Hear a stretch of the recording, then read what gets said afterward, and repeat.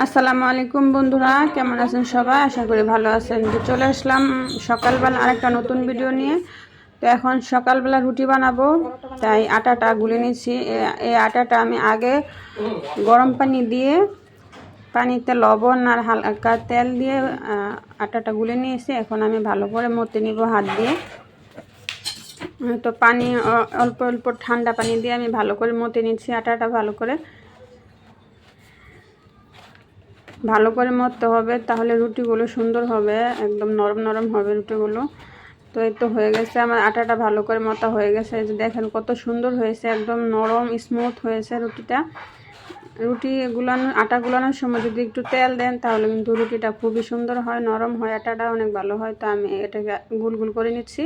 তো গুল গুল করা শেষ হয়ে গেছে। এখানে আমি এখন রুটিগুলো বানিয়ে নিব। বেলুন আর পিঁড়ি নিয়ে নিচ্ছি, এখন আমি রুটিটা বানাবো। তো যেহেতু পরোটা ভাজবো, আমাদের সাদা রুটিও খায় পরোটাও খায়, তো এগুলোকে আমি এখন ভালো করে রুটিগুলো বানিয়ে নিব সুন্দর করে।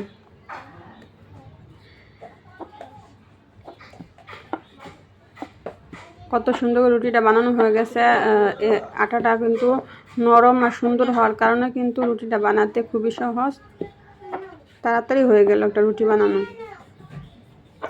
এরকম করে আমি সবগুলো রুটি বানিয়ে নেব। এই যে হয়ে গেছে আমি রুটি বানানো। এখন আমি রুটিগুলো ভেজে নিব। এই যে সাদা রুটি করে একটা ভাজা হয়ে গেল। যেহেতু আপনাদের ভাইয়া পরোটা খায় না, সাদা রুটি ভাজলাম আর ডিম পোচ করলাম। ও ডিম পোচ খাবে আর আমি চা দিয়ে পরোটা দিয়ে খাবো। হয়ে গেল আমার ডিম পোচ করা। এবার আমি আমার জন্য কয়েকটা পরোটা বেজে নেব।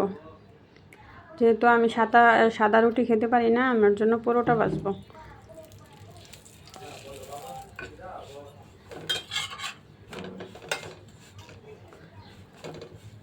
তো হয়ে গেল আমার পরোটা ভাজা। এই যে পরোটার মধ্যে কিন্তু তেলটা একটু বেশি হয়েছে, এই কারণে আমি আরেকটা রুটি দিয়ে চাপ দিয়ে তেলটা উঠিয়ে নিব।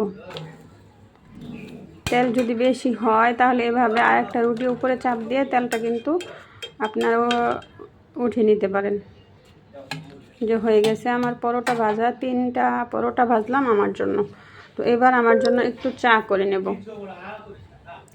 চা করার জন্য এখানে আমি আদা দিয়েছি, গরম মশলা, তেজপাতা, লং, দারচিনি, জাদর দিয়েছি। এখন আমি চাটা করে নেব।